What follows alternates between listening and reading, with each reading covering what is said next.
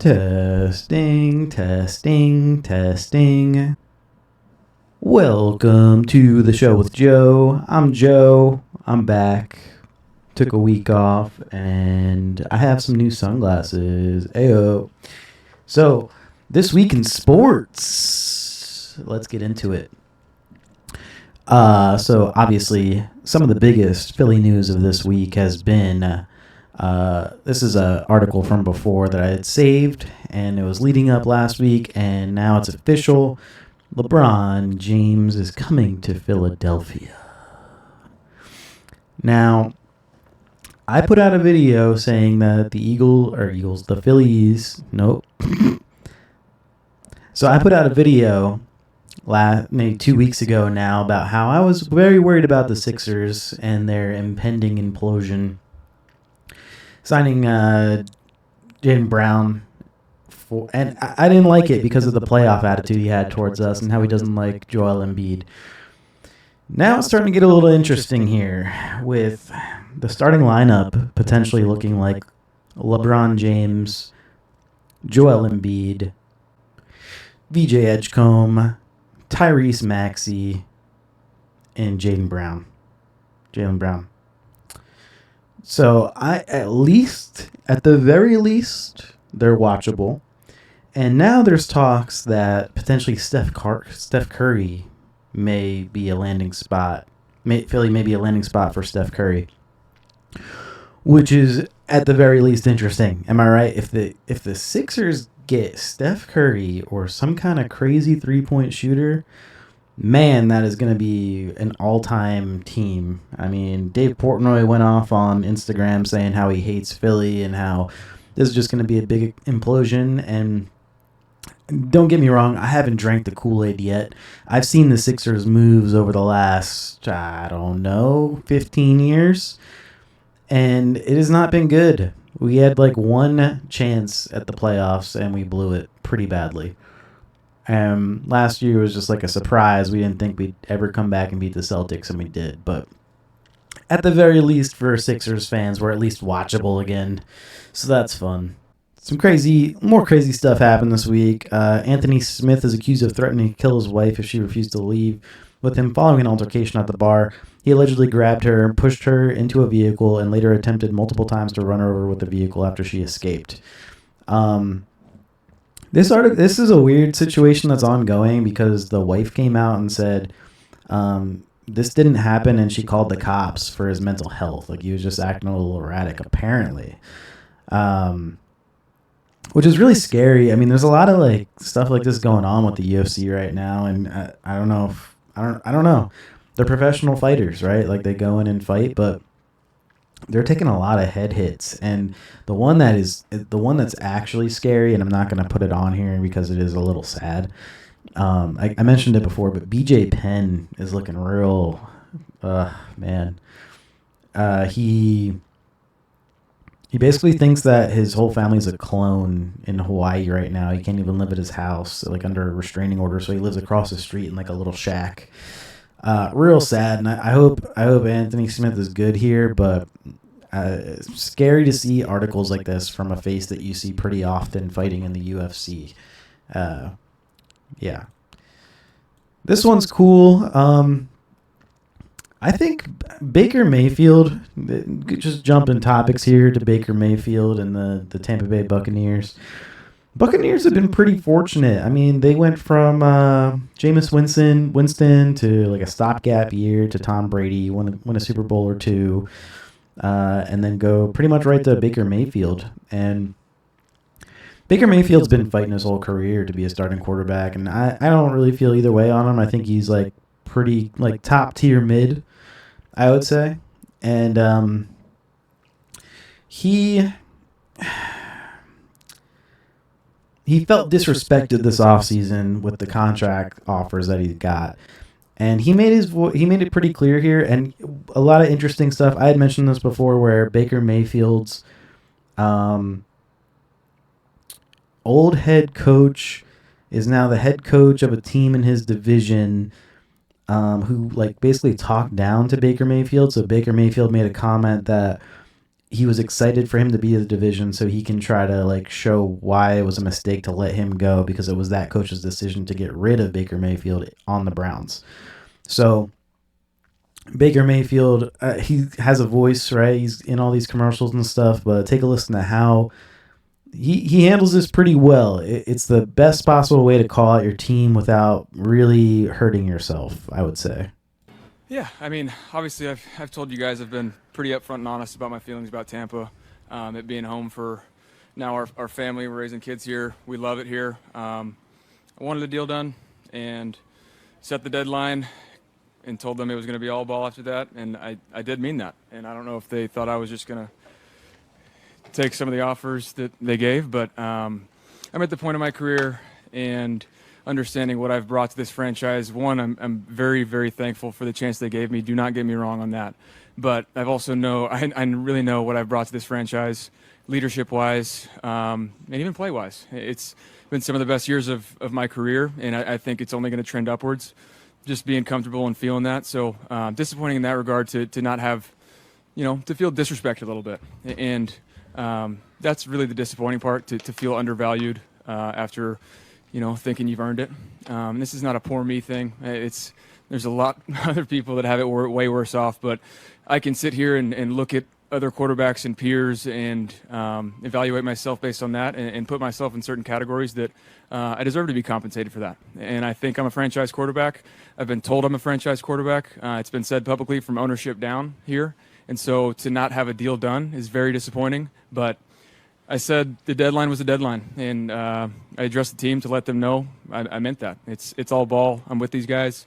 I think all the guys that have been here know exactly who I am. The guys that are new here, I wanted to address that because they might have had a notion prior to coming here about who I am as a person, but it's all team. It's all about winning here now and what we're going to do. And, hopefully Vita gets his back fixed and gets his deal done. I mean, he's the second longest tenured Buck behind CG, and Vita deserves that. He's the anchor of our defense, and so I hope they take care of him. It's disappointing to say the least, but it's all ball here, and I know I'm going to have a good year. I know. That's pretty much it. But yeah, I mean, isn't it hard not to root for the guy? I mean, fights his way off the Browns, gives the Browns their first playoff appearance in like 30 years or something. Gets thrown out like trash. I forget where he went after that. But then battles his way back to being a franchise quarterback. It's kind of hard not to root for him. So I guess it was, they were supposed to do like an extension potentially, and he got a couple contracts, like offers from the Bucks, and it wasn't good enough for him. So I don't know. Let's hope he has a good year. I mean, it's hard not to root for the guy as much as I hate Tom Brady's Super Bowls with them. Right? It's just kind of stupid. I can't believe 1 Super Bowl, 2 Super Bowls. I don't even know. Don't care. What's next? Oh, God, yeah. Tony Romo's having a pretty major fall off. There's some really interesting clips online of him doing these sportscasting games when he's an announcer during a football game, where he's very insightful his first year. And he's like, I remember like hearing him talk. I'm like, wow, I hate the Cowboys because I'm an Eagles fan, but it's actually entertaining to watch. He's saying like, oh yeah, look at this, watch this. They're gonna go right, pass, hook. Like he called out the plays a couple times perfectly. Following that, every year since, he's been like really awkward and like very dad jokey, and it hasn't been working. And then this past week, CBS officially replaces Tony Romo on the NFL season after Cowboys legend DUI arrest. So he got arrested. I'm not going to play the video. I don't think it's worth it, but just worth noting that happened over the past week. So what's next? Okay. Yeah. So another UFC thing here. Conor McGregor versus Max Holloway. Conor McGregor tried jumping and kicking, I talked about on my last This Week in Sports video. But Conor McGregor tried to be fancy, ran up, threw a kick in the air, fell, broke his leg or something. I think it's his ACL. But kind of a cool image here with Bruce Buffer giving Conor McGregor a hug afterwards. I mean, he lost pretty quickly. I'm going to be doing a video on Bruce Buffer soon, hopefully, because that guy and his brother have a crazy, interesting backstory. And he's also like very... is it flamboyant? I guess it's flamboyant with all his different types of suits, but he's just a badass. He's strong as shit. He's like 69 years old. He's the voice of the UFC. So just a good guy. But here's Conor McGregor's first conversation with the public after his injury. 8 years of age. Yes. Happy birthday to the mic. Happy birthday. We'll be back. And it matches your outfit, you. We'll be back. Come on. In the name of the Father, the Son, and the Holy Spirit. Amen. We'll be back. Let's go. Let's go. I know.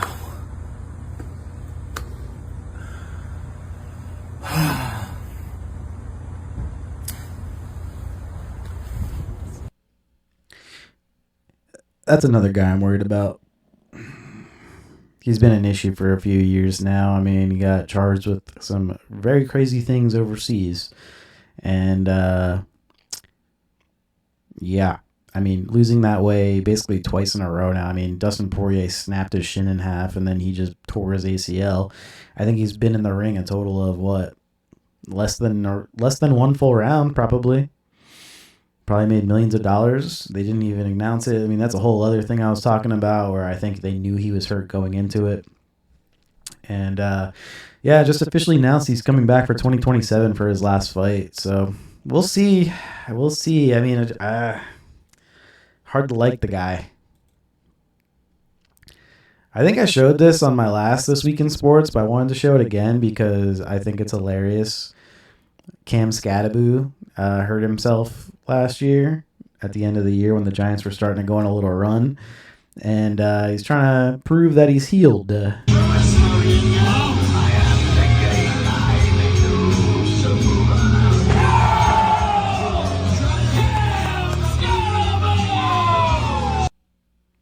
He looks good. Oh my God, Giants, so bad. Oh yeah, here's a picture of, what was it? It was 2 weeks ago now. Dricus du Plessis beating Usman. Usman, obviously legend. Dricus, former champion. Usman lost by decision and was confused. And throughout the whole fight, Usman's corners were like, yo, you got to get a knockout, bro, or you're going to lose this. And after the decision of Usman losing, then he looks back at DC like, hey, man, like, what the hell? I thought I won that. And then DC's like, that face. It's pretty funny.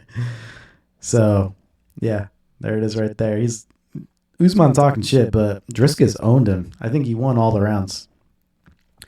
It was a good fight, but it just did not go in his favor. Dricus is just a monster, one of my favorite fighters. And then the Home Run Derby on Netflix draws the worst ratings in more than 2 decades, which is surprising to me. They had some big names in this, but too bad Kyle Schwarber couldn't come out with the win. He lost. I think he came in second.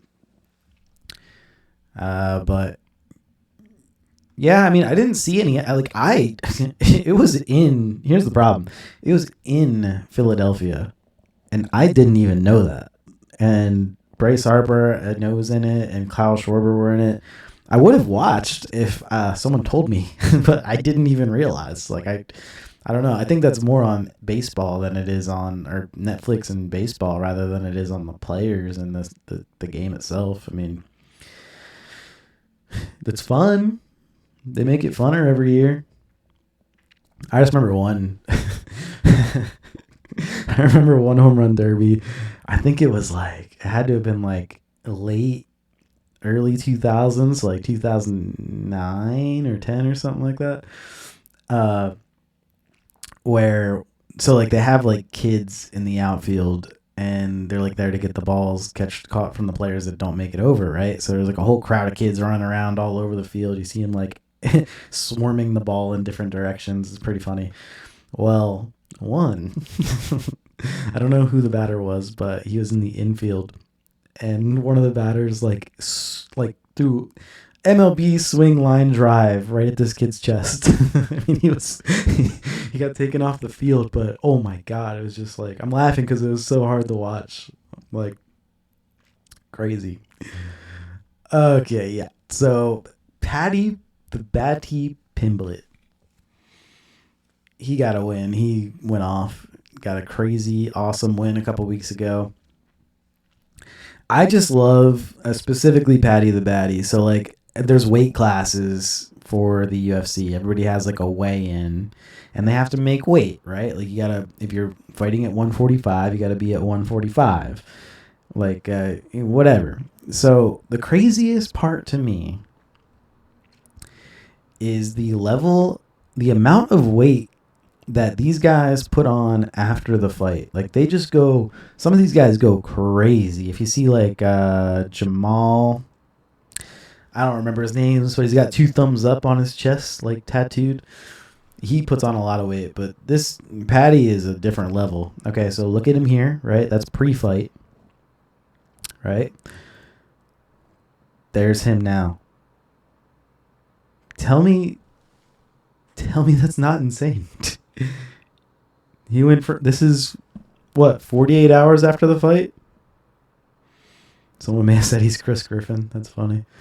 Yeah, I think this is like 48 hours after his fight. Like, what? My favorite part of this is if you scroll down. I was watching this. This is so funny. Some people were saying, this gotta be AI. So they progressively like make him bigger and bigger and bigger and bigger.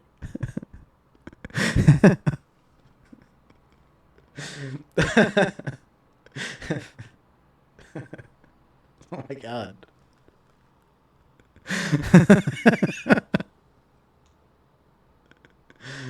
Oh, it's so good.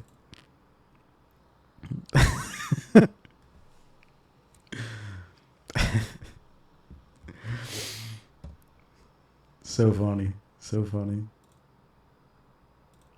Okay, and last but definitely not least, FIFA World Cup going on, you know. The president of Senegal's Football Federation has announced that they just discovered that Senegal's men's national team doctor for the past 10 years is a gynecologist by training, not sports doctor. So I'm going to let him talk to you. This has been the show with Joe. Thank you for watching This Week in Sports. Une bonne chose. Mais l'autre aspect aussi, c'est qu'en fait, nous, le médecin titulaire, en fait, il n'a pas le profil académique pour accompagner nos athlètes. Et ça aussi, c'est quelque chose que j'ai découvert tardivement.